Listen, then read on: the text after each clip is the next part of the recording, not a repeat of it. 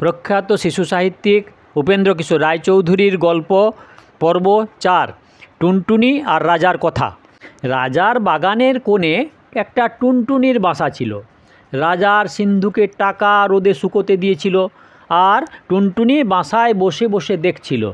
সন্ধ্যের সময় রাজার লোকেরা টাকা তুলে নিয়ে যায়, কিন্তু তারা একটা টাকা ঘরে তুলতে ভুলে যায়। টুনটুনি সেই চকচকে টাকাটি পেয়ে তার বাসায় নিয়ে এসে রেখে দিলে, আর ভাবলে, ইস, আমি কত বড় লোক হয়ে গেছি। রাজার ঘরে যে ধন আছে, আমার ঘরে সে ধন আছে। তারপর থেকে সে খালি এই কথাই ভাবে আর বলে, রাজার ঘরে যে ধন আছে, টুনির ঘরেও সে ধন আছে। রাজা তার সভায় বসে সে কথা শুনতে পেয়ে জিজ্ঞেস করলে, হাঁ রে, পাখিটা কি বলছে রে? সকলে হাত জড়ো করে বললে, মহারাজ, পাখি বলছে আপনার ঘরে যে ধন আছে, ওর ঘরেও নাকি সেই ধন আছে।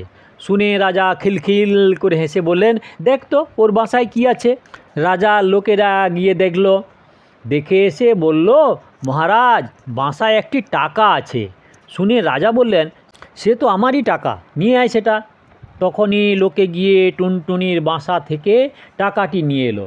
সে বেচারা আর কী করে, সে মনের দুঃখে বলতে লাগলো, রাজা বড় ধনে কাতর, টুনির ধন নিয়ে বাড়ির ভেতর। শুনে রাজা আবার হেসে বললে, পাখিটা তো বড় ঠেটা রে, যা ওর টাকা ফিরিয়ে দিয়ে আয়।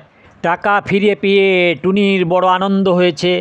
তখন সে বলছে, রাজা ভারী ভয় পেল, টুনির টাকা ফিরিয়ে দিল।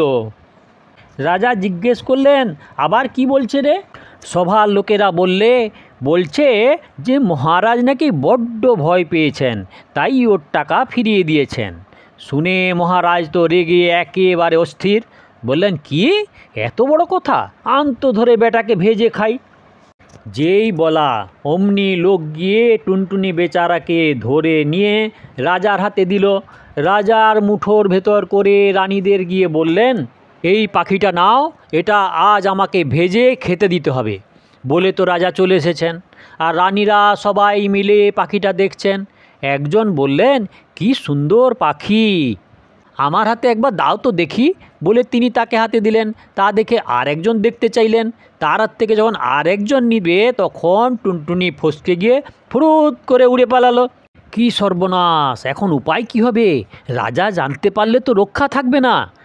এমনি করে তারা ভয় পাচ্ছেন। ভয়ে তো রানীদের অবস্থা একদমই খারাপ। এমন সময় একটা ব্যাঙ সেইখান দিয়ে থপ থপ করে যাচ্ছে। রানীরা দেখতে পেয়ে খপ করে ধরে ফেললে, আর বললেন, চুপ চুপ চুপ, কেউ যেন জানতে না পারে।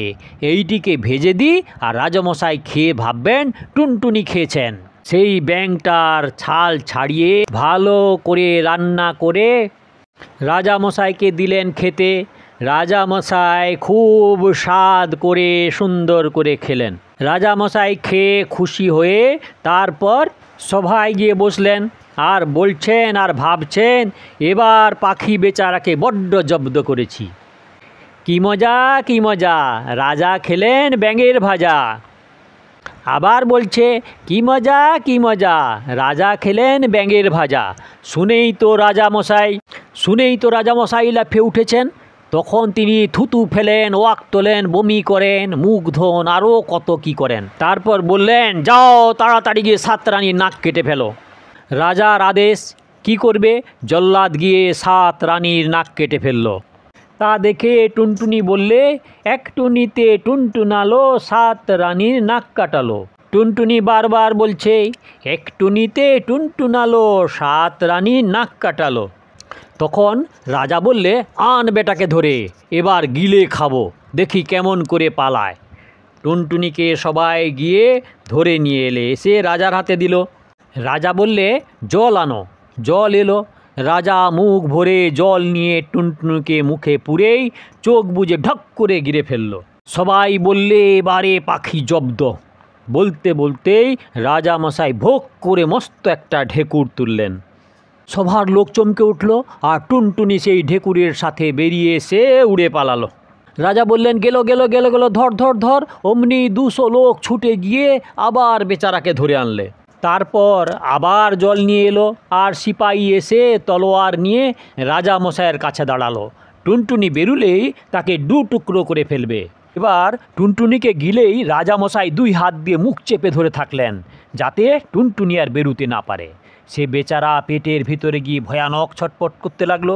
খানিক বাদে রাজামশাই নাক ছিটকে বললেন, ওয়াক! অমনি টুনটুনি শুদ্ধ তার পেটের ভেতরের সকল জিনিস বেরিয়ে এলো। সবাই বললে, সিপাই সিপাই, মারো মারো, পালালো। সিপাই তাতে থতমত খেয়ে তলোয়ার দিয়ে যেই টুনটুনিকে মারতে যাবে, অমনি সেই তলোয়ার টুনটুনির গায়ে না পড়ে রাজামশাইয়ের নাকে গিয়ে পড়ল। রাজামশাই তো ভয়ানক চেঁচালেন, সঙ্গে সঙ্গে সবার সকল লোক চেঁচাতে লাগলো। তখন ডাক্তার এসে ওষুধ দিয়ে পট্টি বেঁধে অনেক কষ্টে রাজামশাইকে বাঁচালো। টুনটুনি তা দেখে বলতে লাগলো, নাক কাটা রাজা রে, দেখ তো কেমন সাজা রে, নাক কাটা রাজা রে, দেখ তো কেমন সাজা রে। বলেই সে উড়ে দেশ ছেড়ে চলে গেল। রাজার লোক ছুটে এসে দেখলো খালি বাসা পড়ে আছে। এ হলো উপেন্দ্র কিশোর রায়চৌধুরীর লেখা টুনটুনি আর রাজার কথা।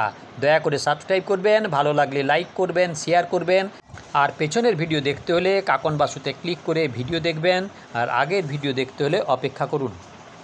আর বাচ্চারা কেমন লাগলো অবশ্যই কমেন্ট করবে।